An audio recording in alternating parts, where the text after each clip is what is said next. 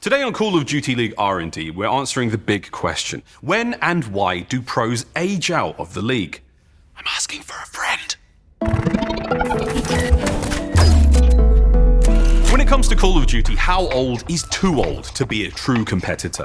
We've all heard the old myth that reaction time, the sheer reflex of a pro, only lasts so long, and once they're past the prime of their mid-20s, it's all downhill from there. But is that actually true?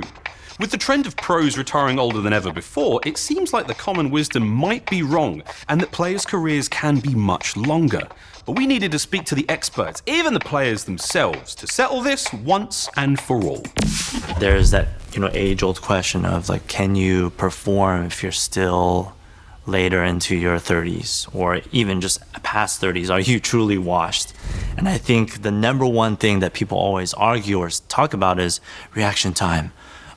Purely focusing on that physiology. They've shown in the research comparing teens to late 20s that there's this 6% dip in reaction time. So that's about 40 milliseconds. And while that's true that there's this actual dip, that's only one part of performance. Especially in COD and esports in general, there's a lot more than shooting. I mean, shooting is such a small part about what we do at a pro level. There's a lot of decision-making, thinking abilities, communication abilities, reaction time in terms of decision-making, not necessarily in terms of actions. There's only 20 seconds left. Illy could potentially clutch this. They didn't see him. They did not see him go into library. They have no idea that he's here. Afro's going to be on the defuse. That's going to be nearly the first. Pulls out the pistol and gets it done. Afro on the defuse, but it doesn't matter. There's a lot of misconceptions about just how much the changes in the brain affect your ability to play as you get older. And by older, I mean over the age of 25. The drop-off was not as steep as we had assumed. It wasn't just I'm in my late 20s, my reaction time is garbage, and, I have to retire. We didn't actually see that.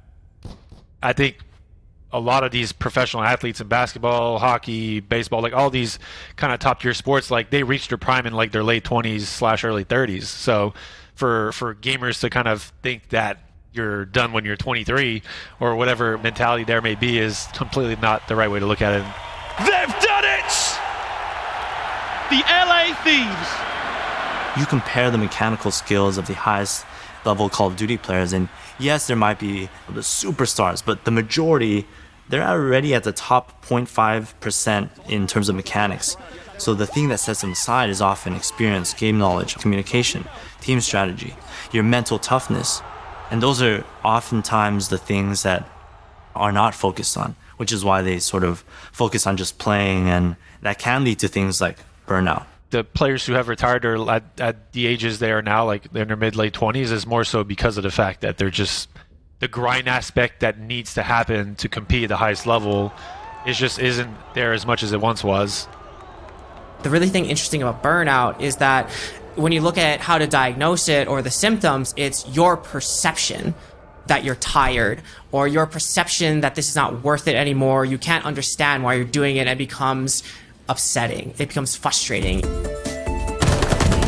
the ace for Shotzi! I think one of the biggest issues is that esports is by nature an activity that you can train in all day, every day.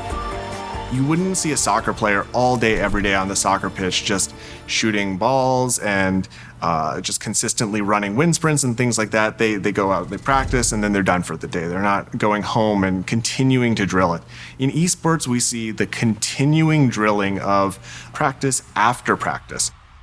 To be great at something, you have to dedicate a significant amount of time in your life to it, and that's going to result in other things getting the short end of the stick. When you're a pro gamer, your practice is sitting in a room a lot of time by yourself for 8 hours a day. And I think when you're my age and you've been doing that since you were 15 is probably when I started doing that, truly 8 hours a day. You do it for 10 years, you hit a point in your life where it's all right, I'm older now. On top of that, let's talk to PR. Let's also deal with Twitter. Let's deal with YouTube comments, Twitch comments. We need to teach them how to manage these things, manage their lifestyle outside of the game. I'm at the tail end of my career at this point, and I'm starting to think about getting a house where, back with my family, as a person, I saw my family maybe once a year for my entire early adult life. I haven't been home to see them. I haven't experience holidays and things like that. So like while I still love competing, I still love what I do. I love my job. I'm blessed to be in the position I am. Those things still weigh me down a little bit. You can draw the analogy. The video game itself is serving to reinforce the positive pathways inside your brain and to suppress the negative pathways. We really actually need to do the same with how we treat and manage and handle players in esports as an industry. We need to reinforce the positive. We need to reinforce the opportunity to engage in training and team building, and so that players can get better and grow. It's asking them not just, do you want to become a pro, but how long do you want your career to be? But the onus isn't just on players to make themselves sustainable. We also have to make the esports scene sustainable. I still think there's a lot of guys out there who are capable of doing it mentally. There's players like Scump, for example, that are playing in their late 20s and are still very much considered some of the best players in the world. He's been through basically everything you can see to be successful. The difference between the top players mechanically isn't very high.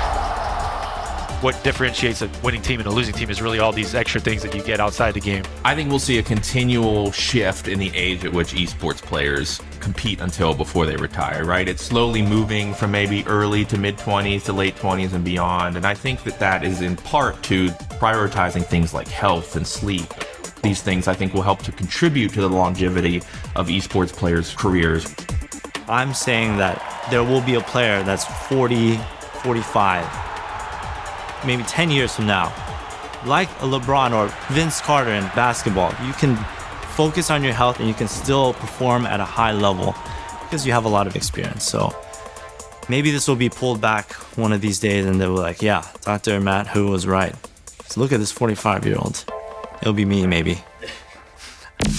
And there you have it. I dare say we can put the debate to bed. The career of a Call of Duty pro can extend past their late 20s and maybe into their 40s. If I see a 45-year-old Shotzi on stage, then I'm going to be in my 50s.